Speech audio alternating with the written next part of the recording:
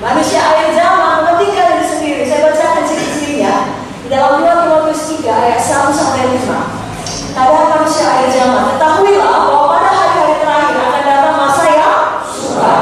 Jangan heran kalau suka. Maju terus, amin. Manusia akan mencintai dirinya sendiri dan menjadi hamba uang. Mereka akan membuang dan menyombongkan diri. Mereka akan menjadi pemfitnah. Mereka akan berontak terhadap orang tua dan tidak tahu terima kasih, tidak menjaga agama, tidak tahu mengasihi, tidak mau berdamai, suka menceraikan orang, tidak dapat mengekang diri, garang, tidak suka yang baik, suka mengkhianat, tidak berpikir panjang, berlagak tahu, lebih menuruti hawa nafsu daripada menuruti Allah. Secara lahiriah mereka menjalankan ibadah mereka, tapi pada hakikatnya mereka memungkiri kekuatannya. Jauhilah mereka itu. Saudaraku, kita anak Tuhan, apalagi yang Tuhan, gak ada bagian kita di sini. Amin. Kalau ada, lepaskan diri kita. Amin. Jangan ada bagian kita di sini. Kita tidak mau termasuk orang-orang akhir zaman, saudaraku, yang khususnya di dalam topik ini tidak tahu terima kasih, berontak terhadap orang tua, merasa diri benar. Biarlah selamanya seperti Esther kita menjadi orang yang tahu terima kasih. Amin. Artinya apa? Kita tahu mengasihi. Amin. Kenapa saudara berterima kasih? Terus saudara mengasihi, berjalan dalam kasih. Kita bertobat dari pemikiran-pemikiran yang salah. Ya, bertobat dari keangkuhan kita seperti Hizkia. Dalam 2 Tawarikh 32 ayat 25 sampai 26 dikatakan, tetapi Hizkia tidak berterima kasih atas kebaikan yang ditunjukkan kepadanya, karena ia menjadi angkuh, sehingga ia dan Yehuda dan Yerusalem ditimpa murka. Tapi ia sadar akan keangkuhannya itu dan merendahkan diri bersama-sama dengan penduduk Yerusalem, sehingga murka Tuhan tidak menimpa mereka pada zaman Hizkia. Kita pun, ya semua manusia ini saudaraku dilahirkan dalam dosa, adanya tendensi kita untuk angkuh.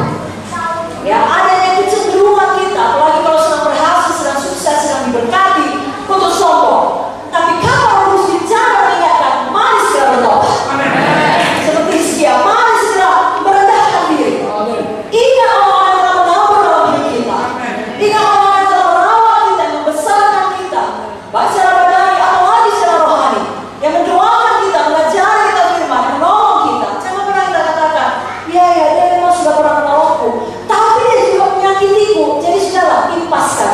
Tidak ada itu. Di mana ayat? Tidak ada ayat itu, saudara. Saudara kata, saudara pakai pula. Ibu Joy sudah cari ayatnya, ada ayatnya. Dari ketiga ayat 13, lupakan yang terlalu. Saudaraku, jangan begitu firman Tuhan. Saudara mengambil dengan konteks yang salah. Bukan itu maksudnya dalam lupakan yang terlalu. Kalau begitu kita buat, kita coba firman, ya, sama seperti kalau kita mau masuk gereja ini, itu ada pintu, ada kunci pintu. Nanti saudara pergi ke belakang, mungkin ada kamar mandi, ada kunci kamar mandi. Kalau lebih di depan lagi ada gerbang, ada kunci gerbang. Kalau saudara mau masuk kamar mandi, pakai kunci kamar mandi, bukan kunci gerbang. Amin, saudara.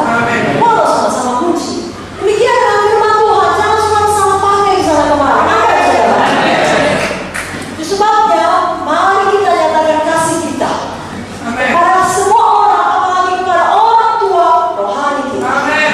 Dan firman Tuhan mengatakan dalam 1 Timotius 5 ayat 17, penatua-penatua yang baik pimpinannya patut dihormati 2 kali lipat, terutama mereka yang dengan jerih payah berkhotbah dan mengajar. Saya percaya kalau kita praktekkan prinsip firman, Tuhan akan memberkati. Yang keempat, mari kita ingat bahwasanya Tuhan Yesus ada di atas segalanya. Sama seperti Esther ini, dia meletakkan Tuhan di atas segalanya. Maka sebentar kita akan baca ayatnya. Dia meletakkan Tuhan, panggilan Tuhan, perintah Tuhan di atas nyawanya sendiri.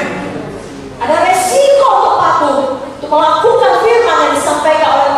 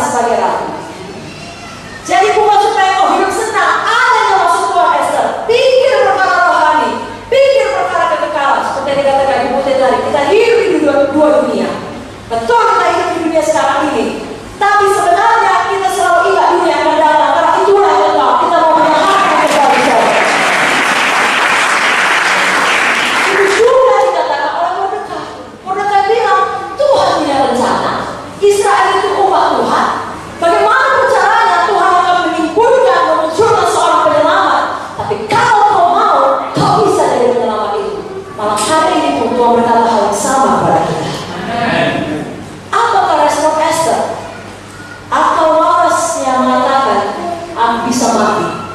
Habis tamat riwayat. Usia yang muda semuanya sia-sia. Tetapi ada yang kecil di dalam membuat dia melakukan yang benar. Ada juga Roh Kudus bicara di dalam, tidak memaksa saudara, hanya kecil saja. Tapi kalau saudara mau patuh atau membuat perbedaan yang sangat besar, maka Esther merespon, kalau terpaksa aku mati, dia berlaku.